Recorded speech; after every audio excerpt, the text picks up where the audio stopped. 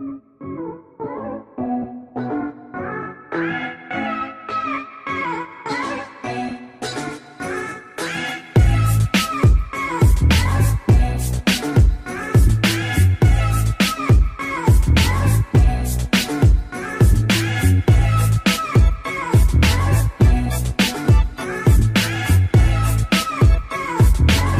Mai après 14 heures de train. 14 heures de train depuis Bangkok. Arrivé à Chiang Mai. Aïe aïe aïe. Aïe aïe aïe. Alors cette première ligne en train, comment c'est passé? C'était très agréable. Bon du coup on va grailler un morceau. Après on va se poser. J'avais oublié la chaleur qu'il y a dans ce pays. Et on se dit à tout à l'heure. Chiang Mai jour 1, arrivé à midi et demi, après 14 heures de train, il fait toujours chaud. On arrive. Arrivé à l'hôtel. C'est là les gars? Ah ouais c'est là. Non c'est au fond. Ah mais ça passe pas. Bedtime story. On passe la nuit ici ce soir. Demain on part en trek. 3 jours.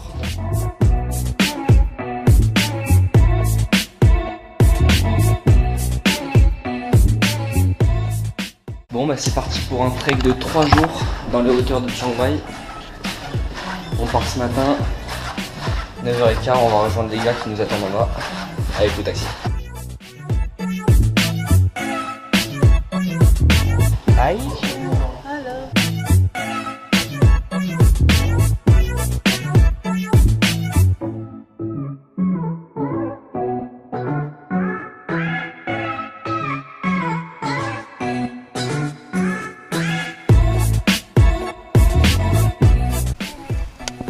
Manger la queue si.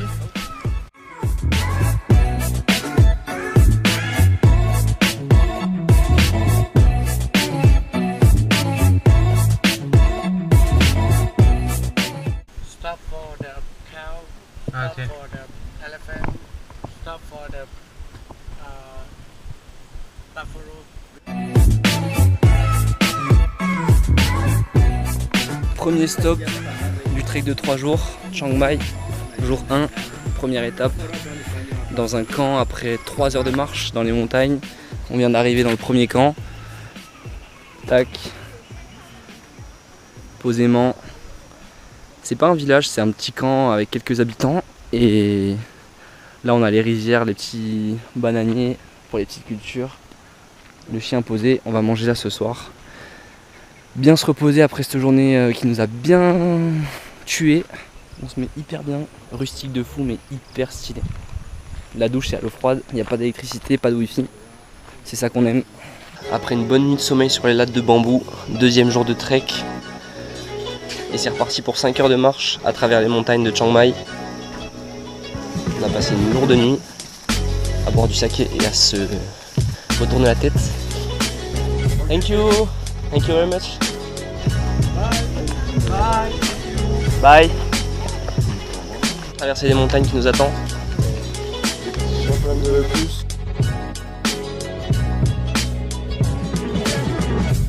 On dit t'as marché dans la merde.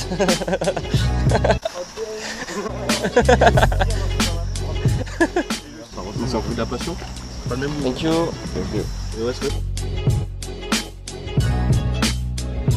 putain, c'est la bouffe comme ça, ouais.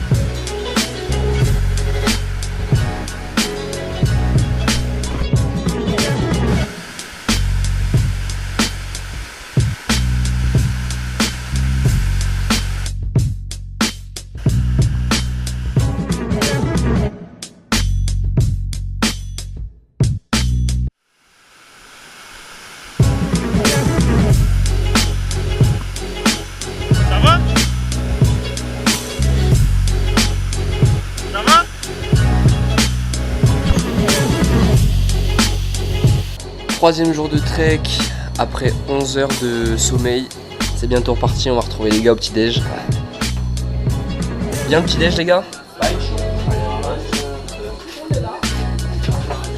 Il a plu au taquet cette nuit, ça rafraîchit, ça fait du bien. On va faire un petit tour du village.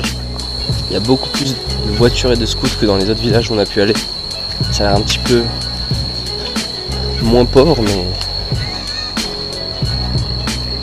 un cochon devant chaque maison. Aujourd'hui on va partir marcher sous les cascades et faire un peu de rafting avec des bateaux en bambou. Ah ben ça c'est notre guide. C'est avec lui qu'on va partir en trek aujourd'hui. Il est parti déposer Michael. Et là il revient. On va finir de se préparer et on va partir avec lui.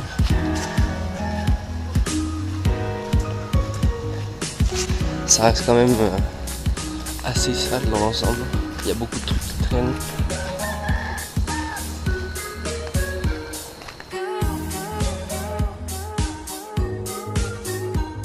Alors Loulou, cette deuxième nuit? Mieux que la première. 22h, 9h du matin. Ah, j'avoue, on a au taquet dormi. Alors que le jour se lève à 5h30. Ouais, ça régale. Là on voit les petites maisons de Richou quand même.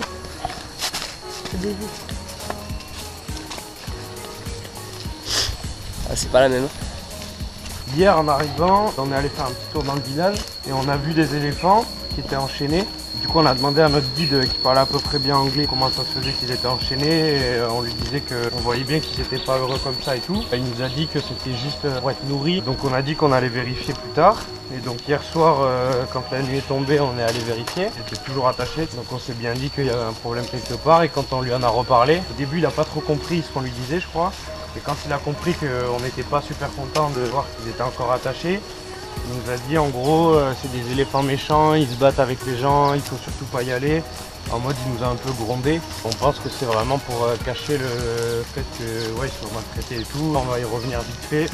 Déjà les chaînes elles dépassent pas les 3 mètres en général. Il y a des exploitations où il y en a 3-4 qui sont vraiment quasi collés. Là on va arriver à un endroit où il y en avait un qui était attaché à un arbre. Et voilà, la chaîne elle doit être courte parce que sinon peut-être qu'ils auraient le temps de prendre de l'élan pour le casser. Ouais, voilà, on voit que là il y est toujours. Bah là il y en a un de plus, hier il y en avait qu'un ici je crois. Mais ah non, il y en avait un là-bas. Ah ouais, ils étaient pas là en fait ces deux. Ils ont bougé, ouais. Bah là on voit, on va pas bien voir sur la vidéo mais là ils ont toujours la chaîne. En tout cas celui de droite, celui de gauche j'ai pas vu. Ouais, je pense que si. Hein. On est un peu en retard pour le trek. Ah, ça coupe ça en plus. Hein.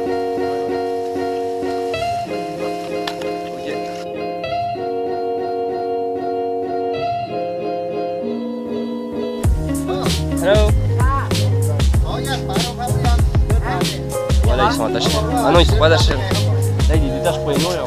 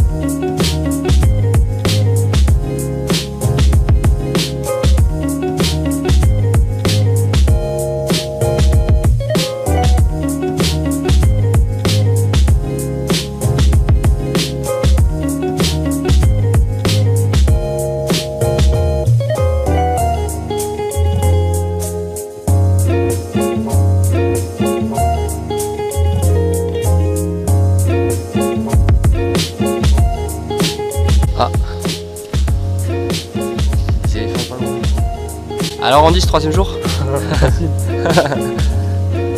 C'est tout labouré ici.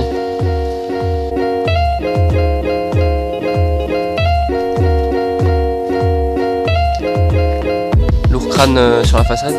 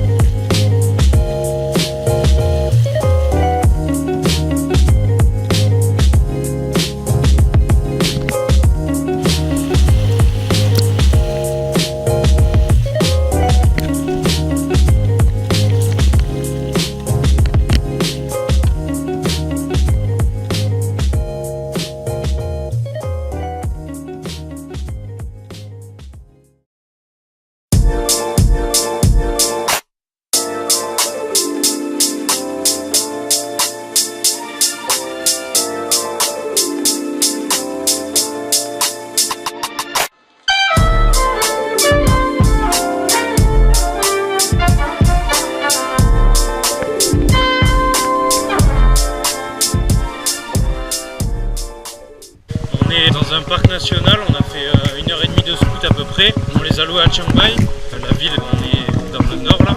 On a fait 1h30 pour arriver à ce parc et en gros l'entrée du parc est payante. On peut se balader où on veut en fait avec les scouts, c'est pour ça qu'on a voulu prendre des scouts et pas prendre de guide, on a voulu vraiment pouvoir aller où on voulait, tout ça.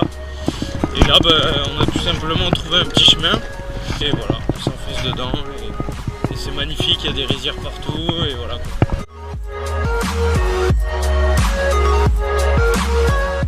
Deuxième petit cascade du parc, cette fois il faut y descendre à pied.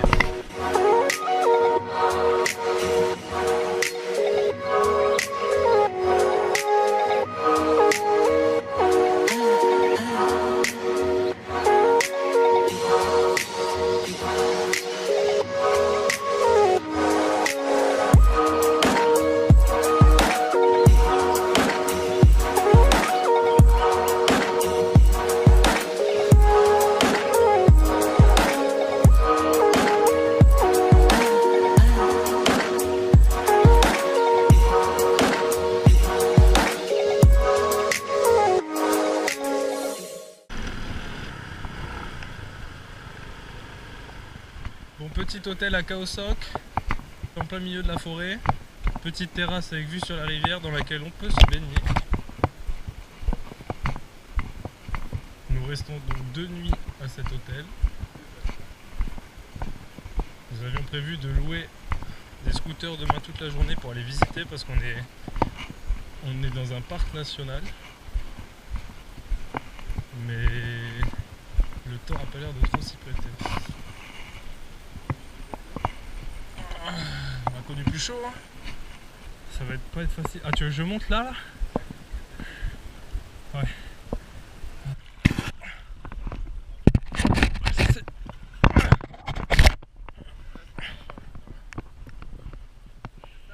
Attends.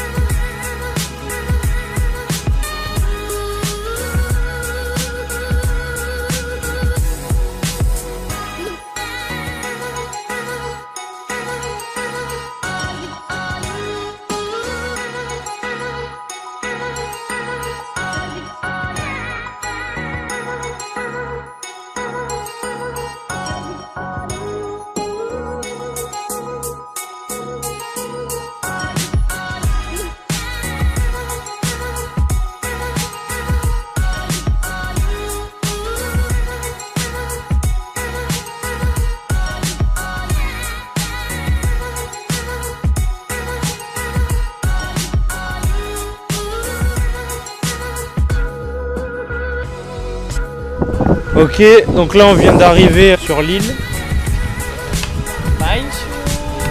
Bon, le cadre est pas trop mal là. Donc c'est des cabanes à la base et nous on a pris des tentes. C'est bien stylé quand même. Voilà, donc on dort 2 nuits ici. On est arrivé en ferry tout à l'heure.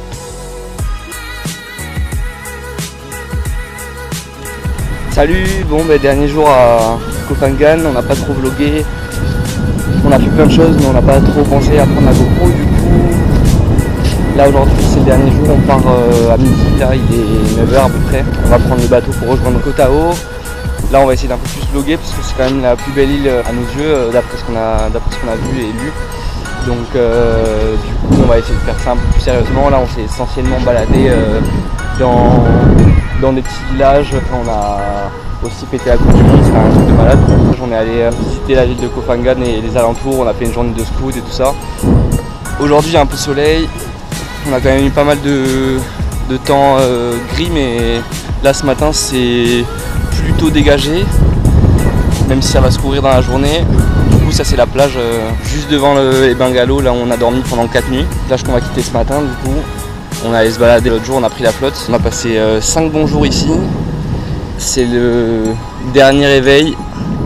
Et après, go Koh Tao. Vous allez voir, normalement c'est un truc de malade. On va le découvrir en même temps que vous. C'était juste avant de partir. Vous voyez l'endroit où on a dormi, les bungalows. Juste là. Là on voit, il y a Louis dans le hamac qui vient de se réveiller. On va aller le voir. Louis et Andy ils ont dormi ensemble, Flo tout seul, moi avec Enzo. Prêt pour partir à Koh Tao? On est là. Bien arrivé à Koh Tao, petit réveil en douceur, ciel bleu, journée de chill aujourd'hui. On va aller se poser sur la plage. Petit Enzo qui dort juste là.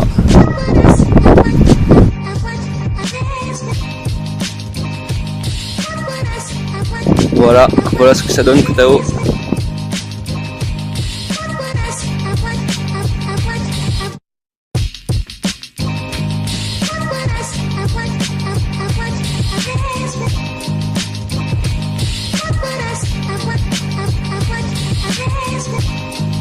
Il y a des bateaux taxis juste devant les bungalows.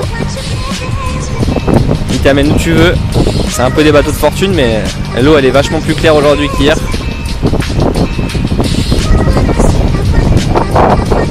Que du bonheur. On est au Grand Beach Resort. Juste en bord de plage. Petit bungalow avec hamac. Et juste derrière la ville.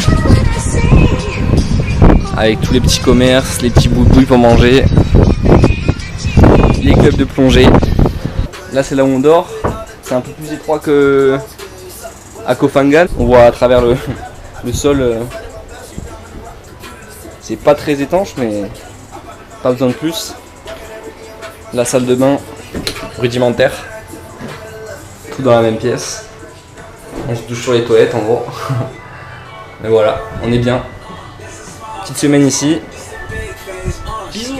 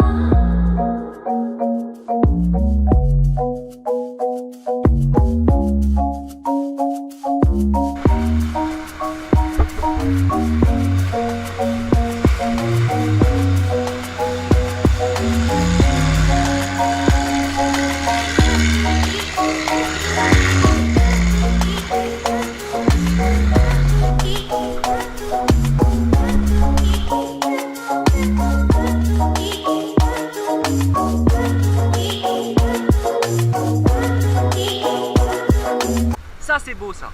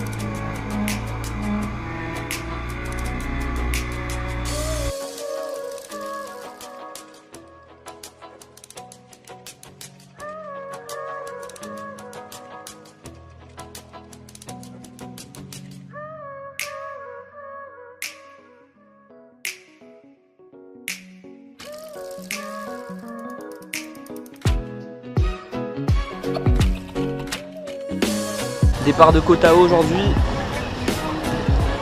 On fait la queue pour aller récupérer les tickets. En plein soleil, on est là. Hein. Là. Du coup, il fait chaud. On va prendre un bateau pendant 3 heures. Après, on va prendre un bus pendant 7 heures.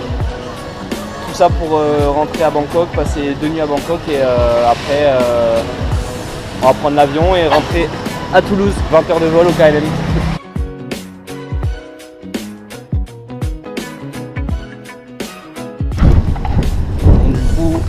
On a fini les îles, là on est arrivé sur la côte, on va prendre le bus pendant 6-7 heures pour rejoindre Bangkok et passer les 2 dernières nuits qui nous restent.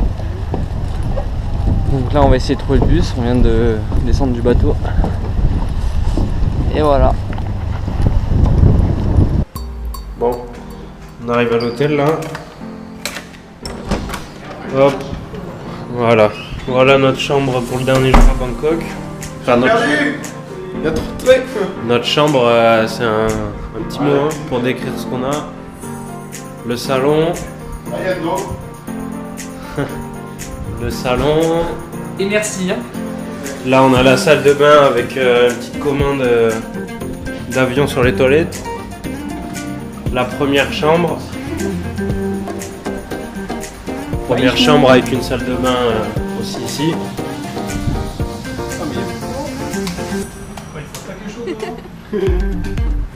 Et merci la coupure d'électricité. Et il n'y a plus de courant. Ah, c'était donc pour ça. C'est parce que j'ai... Ouais, c'est parce que je suis reparti dehors. Merci.